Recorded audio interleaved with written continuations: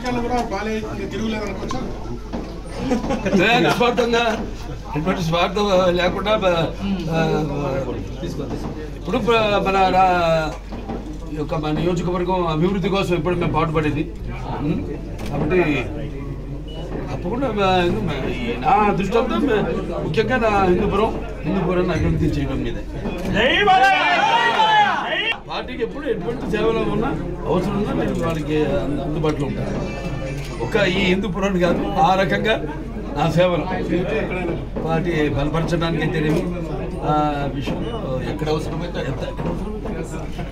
ఎందుకు వెళ్ళడం రాష్ట్రమంతా ఉంటాయి, ఎందుకు వెళ్ళడం లేడని సందేహం వలదు. ఎందుకు వెతికినా పద్మభూషణ్ బాలయ్య గారికి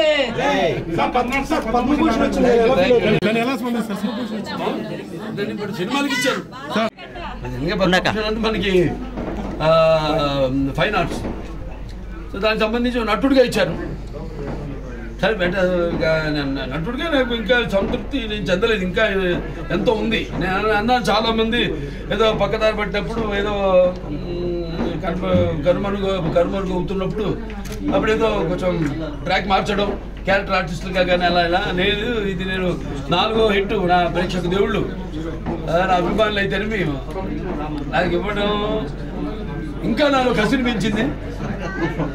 అంతే అంటున్నాను, అందుకే అన్నాను నా 2 innings ఇక్కడ మొదలైందని. So thanks. నేను నటించిన రకరకాల పాత్రలు అది మరి ప్రజలే దానికి ఆమోదం వేశారు. మరి ప్రతి పాత్ర ఒక నాకు ఛాలెంజ్గా ఉండేది, నాకు ఎవరు ఛాలెంజ్ కాదు.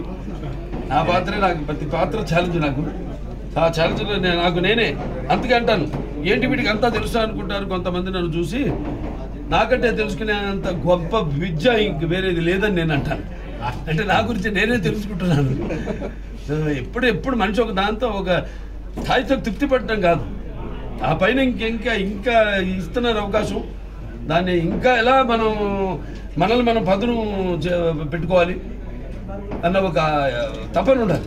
ఆ తపనే నన్ను నడిపిస్తుంది. అదే ఆ పుణ్య దంపతుల అమ్మగారు నాన్నగారు ఆశీస్సులు, ఆ కళామ్మ తల్లి ఆశీస్సులు, ప్రేక్షక దేవుల ప్రోత్సాహం. సార్ ఎన్టీఆర్ సార్ దాని మీద మీరు తప్పకుండా అండి వస్తుంది కూడా. అదే అందరి కోరిక, మా అందరి కోరిక. అప్పటిదాకా అది వచ్చేదాకా కూడా నాకు ఈ పద్మభూషణలు ఇవన్నీ నేను అంటాను కదా, ఇప్పుడప్పుడు పదవులకు నేను అలంకారం కానీ పదవులు నాకు అలంకారం కాదండి. రామారావుకి భారతరత్న వచ్చే వరకు అది రావాలని వస్తుంది తప్పకుండా, అది అలాగే ఉంటుంది.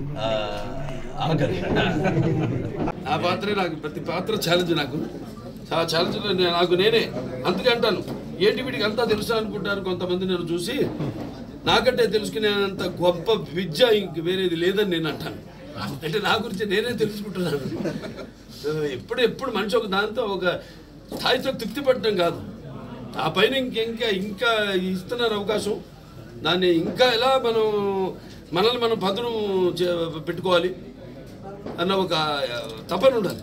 ఆ తపనే నన్ను నడిపిస్తుంది. అదే ఆ పుణ్య దంపతుల అమ్మగారు నాన్నగారు ఆశీస్సులు, ఆ కళామ్మ తల్లి ఆశీస్సులు, ప్రేక్షక దేవుల ప్రోత్సాహం.